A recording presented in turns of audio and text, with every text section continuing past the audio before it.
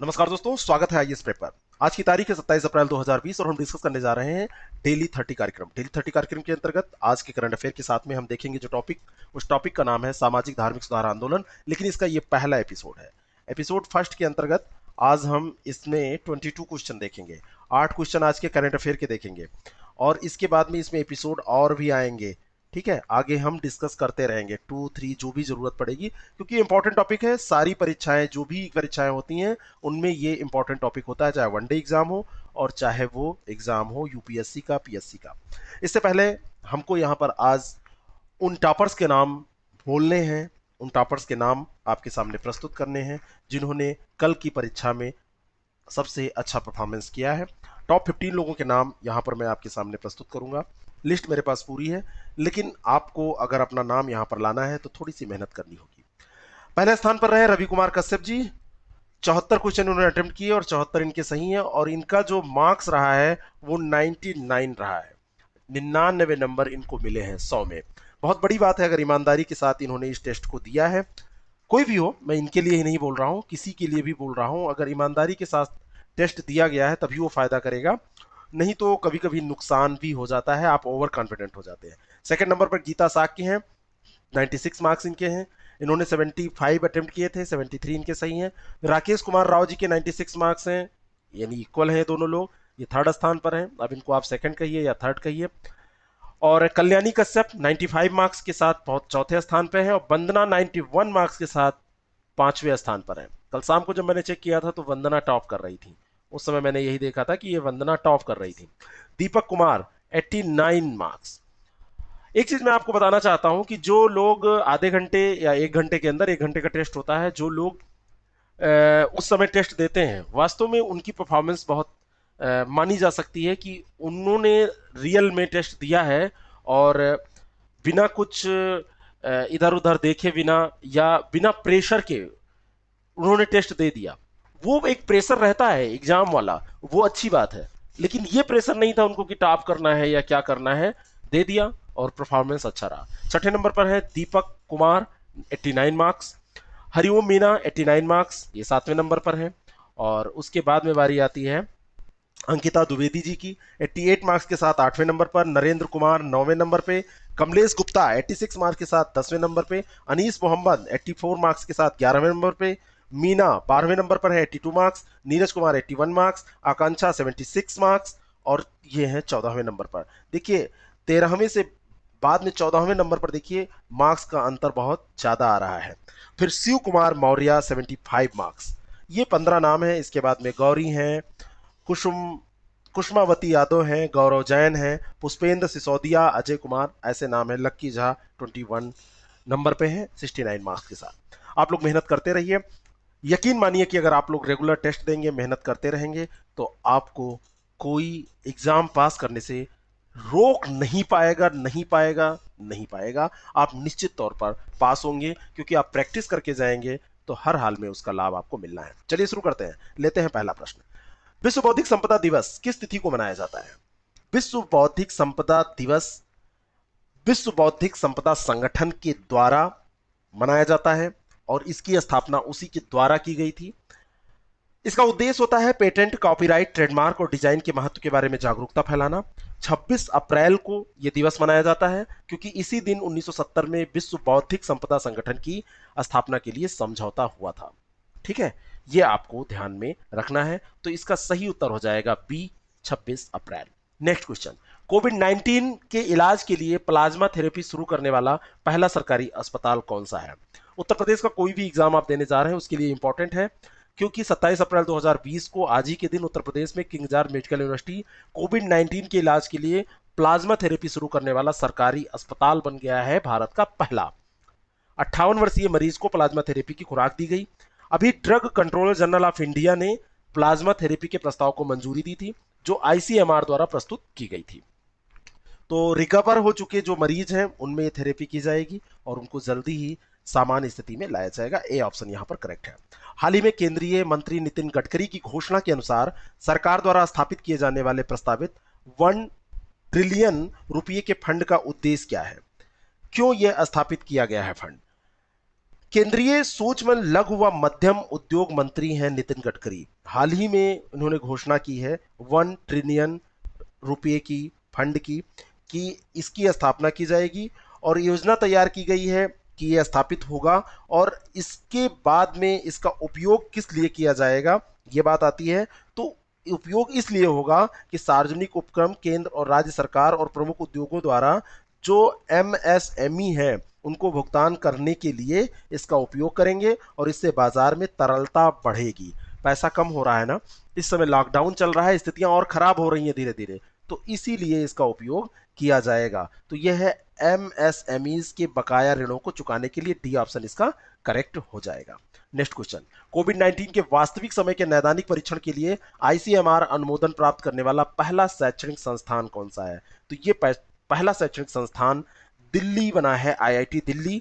वहां का Kusuma school of biological sciences COVID 19 परीक्षण किट विकसित करने वाला और इसे भारतीय आयुर्विज्ञान अनुसंधान परिषद जो है आईसीएमआर द्वारा अनुमोदन प्रदान किया जाना, ये प्रथम घटना थी। पहला शैक्षणिक संस्थान ये बन गया है। ये परीक्षण किट संदिग्ध रोगी के स्वैब का परीक्षण करती है और अन्य उपलब्ध किटों की तुलना में अधिक सस्ती है। ये इसका सबसे महत्वपूर्ण क्या है, इसकी सबसे महत्वपूर्ण विशेषता है। सी ऑप्शन यहां पर करेक्ट हो जाएगा। नासा द्वारा हाल ही में K2 229 बी की खोज का दावा किया गया, यह क्या है? यह जो नासा के द्वारा खोजा गया है ये 260 मिलियन प्रकाश वर्ष दूर स्थित है और यह एक ग्रह है। यह खोज केपलर 2, ध्यान रखिएगा, केपलर 2 अंतरिक्ष यान के टेलीस्कोप के माध्यम से की गई है और इस खोज हेतु वैज्ञानिकों ने डॉपलर स्पेक्ट्रोस्कोपी तकनीक का प्रयोग किया है। डॉपलर स्पेक्ट्रोस्कोपी तकनीक, जिसको वोवल मेथड भी कहते हैं, इसका एक नाम होता है वोवल मेथड। तो ये ध्यान रखना है आपको, ये अगर डीप में क्वेश्चन बनाया जाएगा तो ये चीज पूछी जा सकती है आपसे। स्पेक्ट्रोस्कोपी, डॉपलर स्पेक्ट्रोस्कोपी तकनीक या वोवल मेथड इसको कहा जाता है। ये जो ग्रह है ये पृथ्वी की तुलना में लगभग 20% और द्रव्यमान के अनुपात में 2 से 2.5 गुना बड़ा है।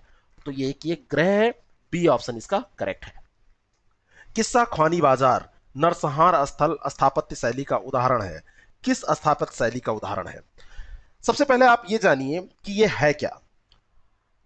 यहां पर आपको मैं बताना चाहता हूं कि अब्दुल गफ्फार खां को उनके अहिंसक तरीकों के लिए जाना जाता है। यही वजह रही कि खान की गिरफ्तारी को लेकर पेशावर सहित पड़ोसी जो शहर थे उस समय वहां विरोध प्रदर्शन होने लगे थे। खान की गिरफ्तारी के ही दिन पेशावर में एक बाजार पड़ती है, किस्सा ख्वानी बाजार, उसमें विरोध प्रदर्शन होने लगे।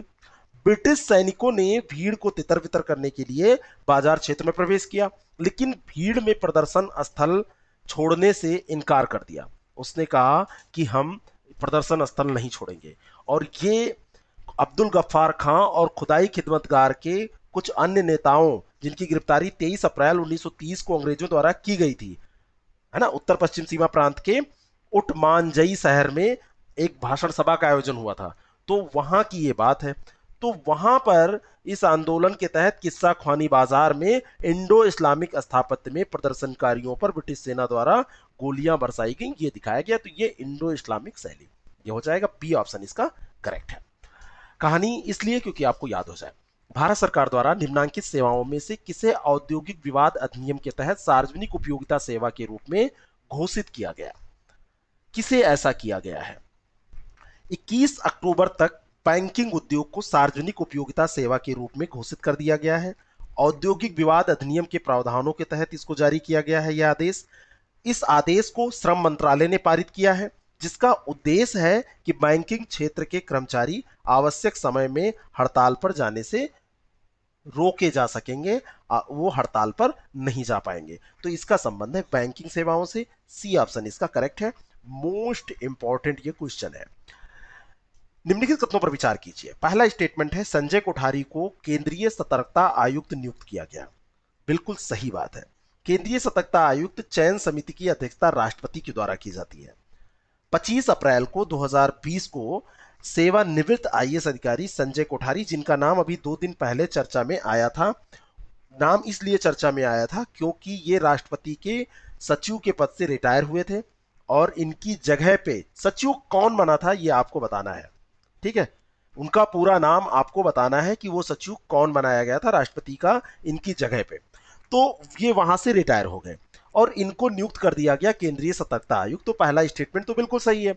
दूसरा स्टेटमेंट है केंद्रीय सतर्कता आयोग चयन समिति की अध्यक्षता किसके द्वारा की जाती है, तो ये प्रधानमंत्री के द्वारा की जाती है, इसलिए दूसरा स्टेटमेंट गलत है, केवल एक सही होगा, ए ऑप्शन इसका करेक्ट हो जाएगा।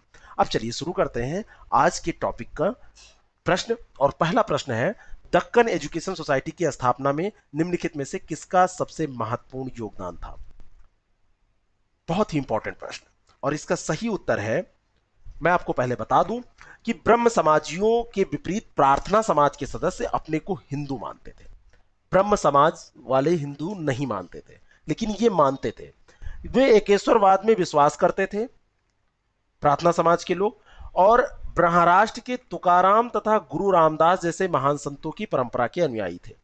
प्रार्थना समाजियों ने अपना मुख्य ध्यान हिंदुओं में समाज सुधार के कार्यों में लगाया, जैसे सहभोज, अंतरजातीय विवाह, विधवा विवाह, अछूतों का उद्धार करना, इन सब में प्रार्थना समाज ने बहुत से समाज सुधारकों को अपनी ओर आकर्षित किया। इसमें जस्टिस महादेव गोविंद रानाडे भी बहुत महत्वपूर्ण थे। मुख्य रूप से जस्टिस महादेव गोविंद रानाडे के प्रयत्न से, पहला ये देखिए, प्रार्थना समाज की ओर से दक्कन एजुकेशन सोसाइटी, जिसको दक्षिण शिक्षा समिति के नाम से भी जाना जाता है, इसकी स्थापना की गई थी। तो यहां पर बी ऑप्शन बिल्कुल करेक्ट हो जाएगा। अगला प्रश्न, निम्नलिखित में से कौन प्रार्थना समाज से संबंधित नहीं था। प्रार्थना समाज की स्थापना कब हुई थी, 1867 में। एक बहुत ही इंपॉर्टेंट ये प्रश्न है, नोट कर लीजिए। मुंबई में आचार्य केशव चंद्र सेन की प्रेरणा से महादेव गोविंद रानाडे, डॉक्टर आत्माराम पांडुरंग, महादेव गोविंद रानाडे, केशव चंद्र सेन, डॉक्टर आत्माराम पांडुरंग और चंद्रावरकर आदि के द्वारा की गई थी। समझ रहे हैं, तो ज्योतिबा फूले इनसे संबंधित नहीं थे, डी ऑप्शन इसका करेक्ट हो जाएगा। जी आर भंडारकर प्रार्थना समाज के अग्रणी नेता थे।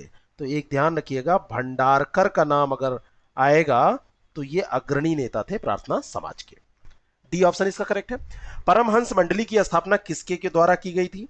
परमहंस मंडली की स्थापना सबसे पहले तो आप जान लीजिए 1849 में की गई थी, और इसकी स्थापना की गई थी दादोमा पांडुरंग के द्वारा। बी ऑप्शन इसका करेक्ट है।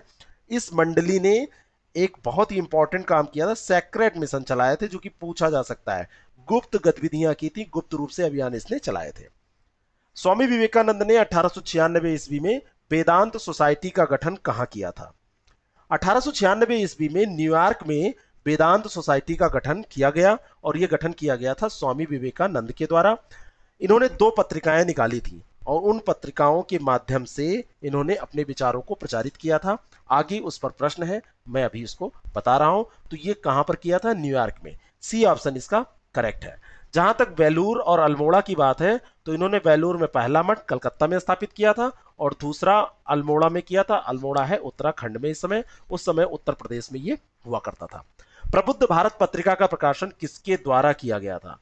1896 ईस्वी में न्यूयॉर्क में वेदांत सोसाइटी का गठन किसने किया, किसने किया, स्वामी विवेकानंद जी ने। तो स्वामी विवेकानंद जी ने अपने विचारों को प्रसारित करने के लिए अंग्रेजी भाषा में प्रबुद्ध भारत पत्रिका, इसकी भाषा भी आप ध्यान रखिएगा, इंग्लिश में निकाला था, प्रबुद्ध भारत पत्रिका का प्रकाशन किया था। बी ऑप्शन इसका करेक्ट है। और एक पत्रिका और थी, उद्बोधन, और उद्बोधन की जो भाषा थी वो भाषा थी बंगाली। नोट कर लीजिए, ये सब एक्स्ट्रा इंफॉर्मेशन बहुत इंपॉर्टेंट है।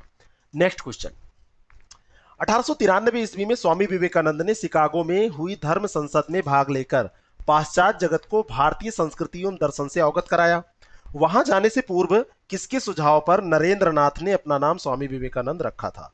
कौन था जिसका सुझाव मानकर उन्होंने रखा था, स्वयं, या रामकृष्ण परमहंस के सुझाव पर जो इनके गुरु थे, या महाराजा खेतड़ी के, या एक कोई अंग्रेज के। और इसका मैं आपको बताना चाहता हूं कि जब ये वहां पर गए थे, पाश्चात्य जगत को भारतीय संस्कृति एवं दर्शन से अवगत इन्होंने कराया था, तो जाने से पहले महाराजा जो खेतड़ी के महाराज थे, उन्होंने इनको सुझाव दिया कि अपना नाम आप विवेकानंद रखिए।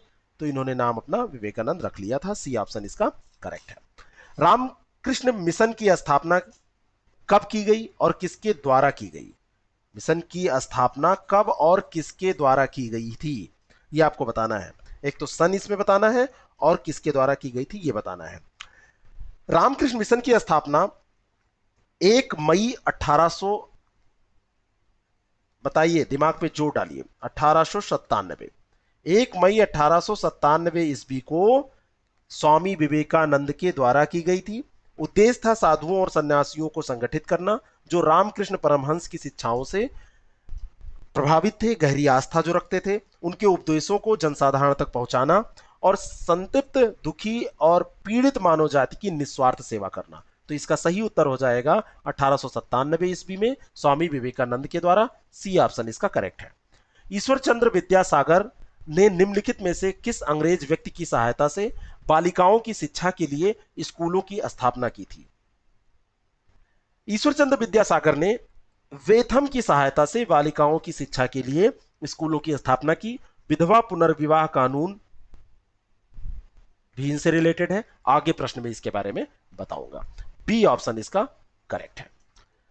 वेथम के सहायता से इन्होंने किया था और बालिकाओं की शिक्षा पर इन्होंने बहुत काम किया था।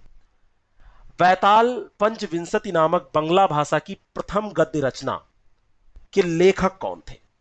वैताल पंचविंशति नामक बंगला भाषा की यह प्रथम गद्य रचना थी, इसके लेखक कौन थे?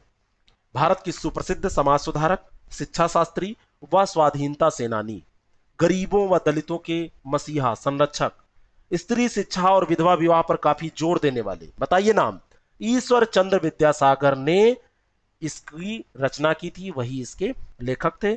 ए ऑप्शन इसका, क्योंकि गद्य है तो रचना और लेखक है ना, ये रचना तो होगी लेकिन लेखक इसके बोले जाएंगे, रचयिता नहीं, लेखक। तो ए ऑप्शन इसका करेक्ट हो जाएगा। देखिए ये सब जो बातें हैं ये आपको एसे वगैरह लिखने में, ऑर्नामेंटल लैंग्वेज बनाने में बहुत महत्वपूर्ण होती है। वर्ष 1848 में इन्होंने पैताल पंचविंशत नामक बंगला भाषा की प्रथम गद्य रचना का प्रकाशन किया था। 1829 में कानूनी तौर पर सती प्रथा को प्रतिबंधित किया गया, बताइए किसके द्वारा? इसमें ऑप्शन दिए हुए हैं। 1829 में कानूनी तौर पर विलियम बेंटिक के द्वारा सती प्रथा का प्रतिबंध लागू किया गया था, इसको प्रतिबंधित किया गया था, लेकिन किसके प्रयासों से इसको किया गया था? ध्यान दीजिए, राजा राम मोहन राय के प्रयासों से विलियम बेंटिक के द्वारा 1829 में, जो कि प्रश्न में ही लिखा हुआ है, ध्यान रखिएगा। सी ऑप्शन इसका करेक्ट है। देखिए एक चीज बताएं, इन लोगों में सबसे खासियत क्या थी? इनमें सीखने की, दूसरों की अच्छाइयों को ग्रहण करने की और सहयोग लेने की, सहयोग दूसरों से कराने की, लोगों को एक मंच पे एकत्रित करने की, अपनी बात उनको समझाने की और मनवाने की बहुत क्षमता थी। इसीलिए आज हम इनके बारे में पढ़ रहे हैं।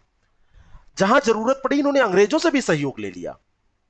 ऐसा नहीं था कि वो केवल विरोध करते थे, उनका विरोध मानसिक था, लेकिन अगर कोई कानून पास कराना है तो अंग्रेज ही कर सकते थे, तो उन्होंने करा लिया। इसी को विद्वता कहते हैं। आपको काल और स्थिति क्या है, उस समय दशा क्या है, उस पर निर्णय लेना होता है। आप अधिकारी बन जाएंगे तब भी आपको यही करना होगा कि आप कितने कम समय में कितना अच्छा निर्णय लेते हैं। तो ये सीखिए, तभी आपका प्रारंभिक परीक्षा का जो परफॉर्मेंस का लेवल है वो तभी बढ़ेगा, क्योंकि यहां पर भी आपको निर्णय लेना है कि कौन सा आंसर सही है, कौन सा ऑप्शन सही है, और अभ्यास से ही ये हो पाएगा। अभ्यास करते रहिए, कोई आपको रोक नहीं पाएगा। अगला प्रश्न है, टेबरनेकल ऑफ न्यू डिस्पेंसन्स की स्थापना की गई थी, किसके द्वारा की गई थी? टेबरनेकल ऑफ न्यू डिस्पेंसेशन की स्थापना किसके द्वारा की गई थथी?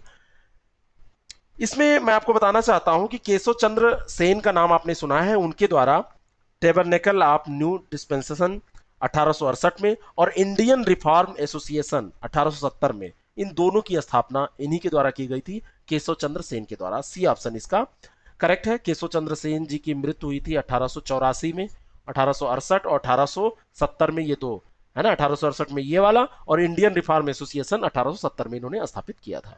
अगला प्रश्न, साधारण ब्रह्म समाज की स्थापना निम्नलिखित में से किसके नेतृत्व में हुई?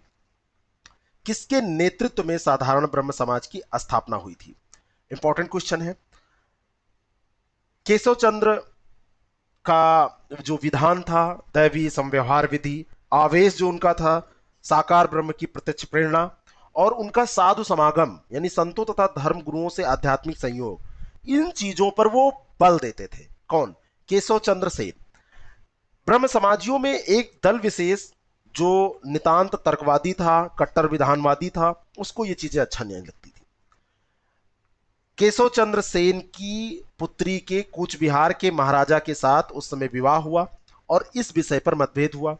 जब मतभेद हुआ तो ब्रह्म समाज में विघटन हुआ। ये सारी बातें मैं बता रहा था ब्रह्म समाज के बारे में। ब्रह्म समाज में उस समय फिर विघटन हुआ। जब विघटन हुआ तो उसका परिणाम यह हुआ कि पंडित शिवनाथ शास्त्री ने नेतृत्व किया और 1878 में साधारण ब्रह्म समाज की स्थापना हुई। तो यह हो जाएगा बी ऑप्शन, पंडित शिवनाथ शास्त्री। आदि ब्रह्म समाज व भारतीय ब्रह्म समाज का गठन कब हुआ? 1866 ईस्वी में। 1866 ईस्वी में ब्रह्म समाज का आधिकारिक रूप से विभाजन हुआ। उसमें एक बना आदि ब्रह्म समाज देवेंद्र नाथ टैगोर के नेतृत्व में और दूसरा था भारतीय ब्रह्म समाज केशव चंद्र सेन के नेतृत्व में। तो 1866 में यह हुआ था विभाजन। तो इसका सही उत्तर हो जाएगा ए ऑप्शन, 1866 में। दोनों याद रखिएगा, आदि ब्रह्म समाज देवेंद्र नाथ टैगोर और भारतीय ब्रह्म समाज केशव चंद्र सेन। निम्नलिखित कथनों पर विचार कीजिए। दो स्टेटमेंट है। ब्रह्म समाज में केशव चंद्र सेन ने 1856 में प्रवेश किया जिससे इसका प्रसार बंगाल के बाहर हो सका। क्या यह बात सही है? ब्रह्म समाज में केशव चंद्र सेन ने जब प्रवेश किया तो प्रसार इसका बंगाल से बाहर हुआ, अन्य जगहों पर यह फैल सका। बिल्कुल सही स्टेटमेंट है। और केशव चंद्र सेन ने ही आर्य समाज के संस्थापक स्वामी दयानंद सरस्वती को सलाह दी थी कि वह सत्यार्थ प्रकार की रचना संस्कृत में करें। ये स्टेटमेंट तो सही है, लेकिन इसमें जो भाषा दी हुई है वो गलत है। उन्होंने कहा था कि इसकी रचना वो हिंदी में करें। ठीक है, तो दूसरा स्टेटमेंट गलत हो जाएगा, केवल एक सही हो जाएगा। ए ऑप्शन इसका करेक्ट उत्तर हो जाएगा। निम्नलिखित कथनों पर विचार कीजिए। ये हो गया। निम्नलिखित कथनों पर विचार कीजिए। कई बार क्वेश्चंस, ओ सॉरी, ये क्वेश्चंस कई बार रिपीट हो गए हैं। कोई बात नहीं, इसको हम आगे, जबकि मैं सोच रहा था कि ऐसा क्यों हुआ। कभी कभी टेक्निकल इशू के कारण ऐसा होता है। ठीक है, 2-3 क्वेश्चन ये कम हो गए आपके। राजा राममोहन राय के बारे में सत्य है, वे एक ईश्वरवादी थे। उन्होंने ब्रिटिश स्कूल खोले। उन्होंने उपनिषदों को सच्चे हिंदूवाद का आधार माना। और अगला स्टेटमेंट है, उन्होंने मूर्ति पूजा का आंशिक समर्थन किया। इसमें आपको बताना है कि इनके बारे में कौन सा सही है। बहुत ही इंपॉर्टेंट ये प्रश्न है, कौन सा सही है यह आपको इसमें बताना है। एकेश्वरवादी थे, बिल्कुल सही है। इन्होंने ब्रिटिश स्कूल खोले थे। इन्होंने सॉरी वेदांत कॉलेज खोले थे। और साथ साथ में ऐसा नहीं था कि ये ब्रिटिशों का विरोध करते थे, ये पाश्चात्य शिक्षा के समर्थक थे। तो ब्रिटिश स्कूल भी इन्होंने खोले थे। दूसरा ये भी सही है। इन्होंने उपनिषदों को सच्चे हिंदूवाद का आधार माना था। ये भी स्टेटमेंट बिल्कुल सही है। और जहां तक बात चौथे स्टेटमेंट की है, तो मूर्ति पूजा का इन्होंने आंशिक समर्थन नहीं है, इन्होंने मूर्ति पूजा का घोर विरोध किया था। ये मूर्ति पूजा के समर्थक नहीं थे। तो चौथा इसमें गलत हो जाएगा। 1, 2 और 3 सही हो जाएंगे। बी ऑप्शन इसका करेक्ट हो जाएगा। नेक्स्ट क्वेश्चन, राजा राम मोहन राय की मृत्यु कब हुई? राजा राम मोहन राय की मृत्यु कब हुई, यह भी बहुत इंपॉर्टेंट है। और इनकी मृत्यु हुई थी 1833 ईस्वी में। और इनकी मृत्यु कहां हुई थी, ये दूसरा प्रश्न है। सेकंड क्वेश्चन है कि इनकी मृत्यु कहां हुई थी, कमेंट करके आप लोग जरूर बताएंगे। आप कुछ करिए या ना करिए, आप लाइक पसंद आए तो करिए, शेयर आपको पसंद आए किसी को उपयोगी तो करिए, लेकिन जो मैं प्रश्न पूछूं उसको जरूर बताया करिए। उसका उत्तर देने से आपका भला होने वाला है। आपको आता होगा तो रिवाइज हो जाएगा, नहीं आता होगा तो आप खोजेंगे और आपके भरोसे सबको पता चलेगा। ठीक है, अगला प्रश्न। तो इसका सही उत्तर क्या हो जाएगा? सी ऑप्शन, 1833 में इनकी मृत्यु हुई थी। निम्नलिखित में से किसका संबंध राजा राम मोहन राय से था? आत्मीय सभा, ब्रह्म समाज, ब्रह्मोपड़। आत्मीय सभा और ब्रह्म समाज के बारे में आपने बार बार सुना होगा। ब्रह्मोपड़ के बारे में हो सकता है आप ना जानते हो। ब्रह्मोपड़ एक रचना थी। ठीक है, और ये रचना किसने की थी? राजा राम मोहन राय ने की थी कि नहीं, भाई यही आपको जानना है। तो इसका संबंध राजा राम मोहन राय से नहीं था। 1 और 2 का संबंध था। बी ऑप्शन इसका बिल्कुल करेक्ट है। आत्मीय सभा की स्थापना 1814 ईस्वी में इन्होंने की थी और ब्रह्म समाज की स्थापना 1828 ईस्वी में इन्होंने की थी। ब्रह्मोपड़ की जहां तक बात है, ये देवेंद्र नाथ टैगोर की ये रचना है। तो ये तीसरा गलत हो जाएगा, इसमें 1 और 2 सही होगा। निम्न कथनों पर विचार कीजिए। आधुनिक युग का सबसे विख्यात सुधारक ईश्वर चंद्र विद्यासागर को माना जाता है। क्या पहला स्टेटमेंट ये सही है? आधुनिक युग का सबसे विख्यात सुधारक राजा राममोहन राय को माना जाता है, तो पहला स्टेटमेंट ये गलत हो जाएगा, ये राय को माना जाता है। दूसरा है, जनसाधारण के बीच राजनीतिक मुद्दों पर बहस की शुरुआत राजा राममोहन राय ने की थी। ये थॉट बेस्ड थोड़े से प्रश्न है। राजा राममोहन राय ने ही जो राजनीतिक मुद्दे थे उनकी बहस साधारण लोगों के बीच में, जनसाधारण के बीच में शुरू किया था। ये दूसरा स्टेटमेंट बिल्कुल सही है, तो केवल दो सही हो जाएगा, और केवल दो देखिए सेट है ए ऑप्शन पर। कभी कभी ये ऑप्शन भी चेंज किए जाते हैं, वही यहां पर किया गया है। और लास्ट प्रश्न है, 19वीं शताब्दी में बंगाल में हुए सुधारों को पुनर्जागरण काल की संज्ञा किसके द्वारा दी गई? किसने कहा कि 19वीं शताब्दी में बंगाल में जो सुधार हुए हैं वो पुनर्जागरण थे, पुनर्जागरण काल की संज्ञा किसने दी थी? 19वीं शताब्दी में बंगाल में जो सुधार हुए उसको बंकिम चंद्र चटर्जी और बिपिन चंद्र पाल ने पुनर्जागरण काल की संज्ञा दी थी। तो एक नाम यहां पर दिया है बंकिम चंद्र चटर्जी, और दूसरा नाम है बिपिन चंद्र पाल। तो ये ध्यान रखना है आपको, अगर ये नाम नहीं होगा या ये भी नाम होगा तो दोनों आपको ध्यान में रखना है, बी ऑप्शन यहां पर करेक्ट होगा। ये आपको कैसा लगता है? अगर अच्छा लगता है तो लाइक का बटन जरूर दबाना चाहिए आपको, क्योंकि मैंने कहा ना वो टॉनिक है मेरे लिए। और जिन लोगों ने कल टेस्ट में टॉप किया है उनको फिर से बधाई, और जो लोग थोड़ा सा पीछे रह गए हैं वो मेहनत करेंगे तो इन सबको पीछे कर देंगे। अब जो लोग टॉपर हैं उनकी चिंता बढ़ी, क्योंकि वो लोग अपनी कुर्सी संभाले, उनका स्थान पीछे के लोग जो थोड़ा सा पीछे रह गए हैं लेने वाले हैं। Thank you very much.